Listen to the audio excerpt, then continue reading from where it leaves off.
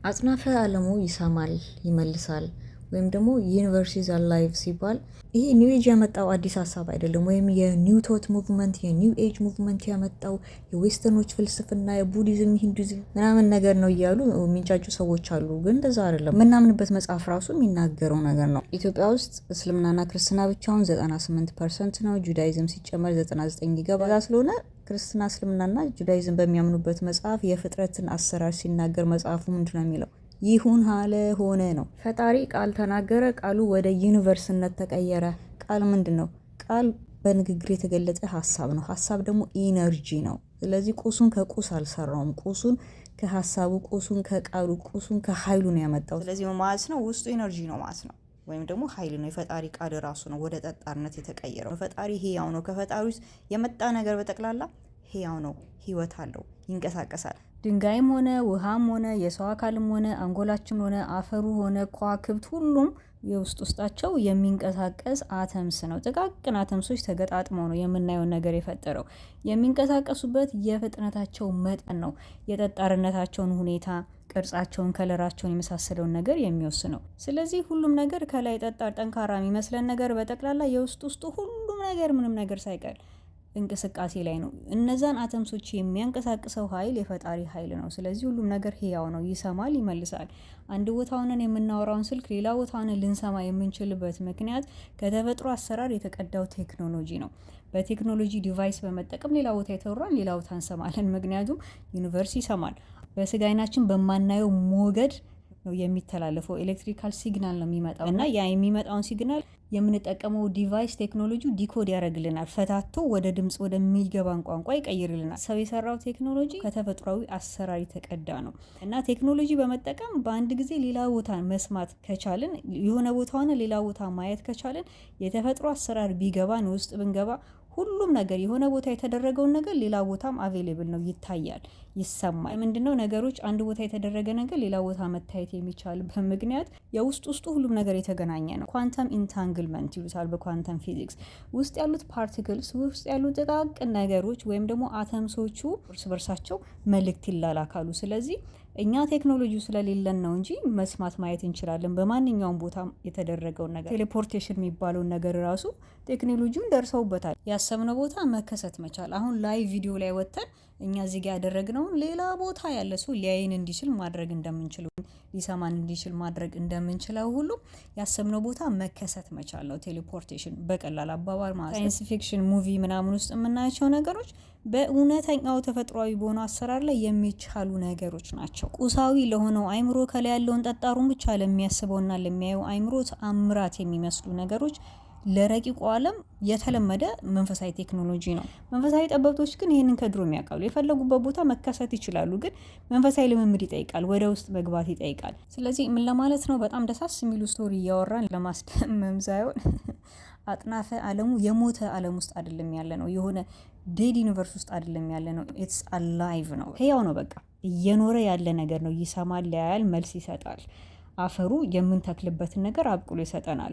አየሩ የምናወራውን መልሶ ያስተጋባልናል።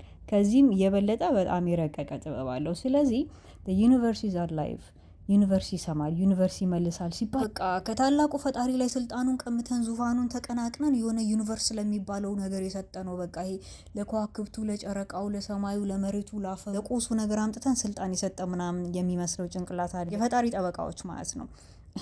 ትንሿ ጭንቅላት ፈሪ የሆነው አስተሳሰብ ማለት። ፈጣሪ የማንንም ተከራካሪነት አይፈልግም። ፈጣሪ ራሱ ነው ፍጥረትን እንደፈለገ አድርጎ ሰርቶ ቁጭ ያደረገው። ሰማያት ክብሩን ይናገራሉ፣ የሰማይ ጠፈርም የእጆቹን ስራ ያወራሉ ነው።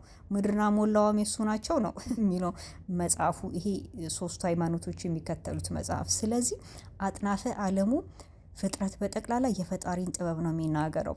ዮጋ፣ ሜዲቴሽን፣ ጥሞና፣ ጸሎት የተባሉት ነገሮች የረቂቁ ዓለም ቴክኖሎጂ ነው። ሰውነታችንን፣ የነርቨስ ሲስተማችንን አሰራር፣ የአንጎላችንን አሰራር፣ የትንፋሽን ጥበብ፣ የኢነርጂን አሰራር፣ ስለ ቫይብሬሽን፣ ስለ ፍሪኮንሲ የመሳሰሉትን ነገሮች ስናቅ፣ ስለ ማንትራ፣ ስለ ቃላት ፓወር እያወቅን እየገባን ሲመጣ ዩኒቨርስ ራሱ ይታዘዘናል። ይግዙ ነው የተባለው። ይግዙ እንደዛ ነው። በሃይማኖቱ እንሂድ ካለ ማለት ነው።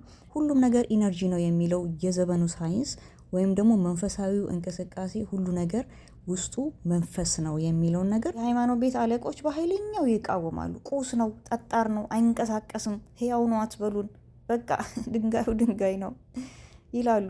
ለምን ሲባሉ መጽሐፉ ነው የሚሉት። የሚጠቅሱት ከመጽሐፍ ነው፣ ከሆኑ ሰዎች ታሪክ መጽሐፍ ነው እንጂ ተፈጥሮን ራሷን አይደለም የሚያዩት፣ የተፈጥሮን አሰራር አይደለም የሚያዩት። እንትን ብሎ እንትን ጥቅስ ላይ እንትን መጽሐፍ ላይ ምናምን እንደዛ ነገር ነው የሚሉት። እንትና ማን ነው ሲባል ድሮ የዛሬ ስንት ሺህ ዓመት የሚኖር የነበረ ሰውዬ ነው። በቃ ይሄ ነው ፈጣሪ አናገሬም ብሎ የተናገሩ ሰዎች ናቸው። የራሳቸው ታሪክ ነው። መጥፎ ነው እያለን እኮ አይደለም። እሱም ማመንም ችግር የለውም። ግን መጽሐፉን ራሱ ካመንነው አይቀር በትክክል ደግሞ እንማነው። መጽሐፉ አጥናፈ ዓለሙ የፈጣሪ ቃል ነው ወደ አጥናፈ ዓለምነት የተቀየረው ነው የሚለው መጽሐፉ። የሰው ልጅ በፈጣሪ መልክና ምሳሌ ነው የተሰራው ነው የሚለው መጽሐፉ። የሰው ልጅ ከጭቃ ተቦክቶ ሰውነቱ ቢሰራም እንኳን ውስጡ መንቀሳቀስ የጀመረው ህያው ነፍስ የሆነው ነፍስ የኖረው የፈጣሪን እስትንፋስ ስለወሰደ ነው፣ የፈጣሪን ህያውነት ስለወሰደ ነው። ስለዚህ ሰው ውስጡ ከፈጣሪ የተካፈለው መንፈስ ነው እኮ ነው የሚለው። ለምንድን ነው እየዘለልን እየመረጥን የምንቀበለው ሲባል ሜንታል ፕሮግራሚንግ ስለተሰራብን ነው። እውነታውን እንቀበል። በመጽሐፍ ቅዱስም በቁራንም በቶራም ያሉት መንፈሳዊ ጠበብቶች ያስተማሩት ነገር ነው። አጥናፈ ዓለሙ ኢነርጂ ነው የሚለውን ዘመናዊ ትምህርት እነሱ ቃል ነው አጥናፈ ዓለም የሆነው ብለው ነግረውናል። ፈጣሪ መስማት ከፈለግን ውስጣችንን እናዳምጥ። ውስጣችን ትንፋሻችን፣ ይሄ የሚገባውና የሚወጣው ትንፋሻችን መንፈሳዊ ቴክኖሎጂ ነው። እሱን በእርጋታ ማዳመጥ ከጀመርን መጀመሪያ ነርቨስ ሲስተማችንን ያረጋጋዋል። ከጫጫታው ከግርግሩ ወደ ጸጥታ ወደ ውስጣዊ ጥልቀት ይከተናል። ሲቀጥል የስትንፋስ ምንጭ የሆነውን ፈጣሪን ራሱን መስማት ማዳመጥ እንጀምራለን። ለቁሳዊ ፍላጎታችንም ከሆነ ሁሉም ነገር የተትረፈረፈበት ዩኒቨርስ ውስጥ ያለ ነው። ምድር የዘራነውን አትረፍርፋ ነው የምታበቅልልን። ስለዚህ ጨዋታው የት ነው ያለው? ጭንቅላታችን አስተሳሰባችን ጋር ነው ያለው። ፈጣሪ ደብዳቤ ጽፎ ልኮልናል። እያነበብን ነው ወይ ነው ጥያቄው። ሰዎች የጻፉትን መጽሐፍ ለትምህርታችን ልናነበው እንችላለን። መጽሐፍት ግን የፈጣሪ ቃል አይደሉም። የፈጣሪን መንፈስ የፈጣሪ መንገድ የተከተሉ ሰዎች የህይወት ታሪክ ሊሆን ይችላል። ኢንስፓየር ሊያደርገን ይችላል። ለትምህርታችን ልናነበው እንችላለን። ግን የፈጣሪ ቃል አይደለም። የፈጣሪ ቃል ነው ብለን የምንከተላቸው መጽሐፍቶች ሰው የጻፈው መጽሐፍ ነው፣ የሆኑ ሰዎች ታሪክ ነው። ስለዚህ የአይሁድና የአረብን ታሪክ ይዘን የፈጣሪ ቃል የምንለው እነሱ በራሳቸው ዓለም በራሳቸው መረዳት በራሳቸው ታሪክ የራሳቸው ቴዎሎጂ የራሳቸው መንፈሳዊ ፍልስፍና አላቸው፣ አስተምረዋል። ስለዚህ እኛ እዚህ ጋር ዛሬ መንቃት ያለብን የሚጠቅመንን ወስደን የማይጠቅመንን መተው አለብን። ተመስጦ፣ ጥሞና፣ ሜዲቴሽን ስትማሩ ስትለማመዱ የፈጣሪ መንፈስ ትሰማላችሁ። ትኩረታችንን ወደ ትንፋሻችን ማምጣት መለማመድ ብቻ ነው። በዚህ ቻናል ላይ ሜዲቴሽን መማር ለምትፈልጉ አጫጭር ጋይድድ ሜዲቴሽን ይለቀቃል። አብረን ሜዲቴት እንድናደርግ ተጋብዛችኋል። ለዛሬ እዚህ ጋር በቃለሁ። በያላችሁበት ሰላማችሁ ይብዛ።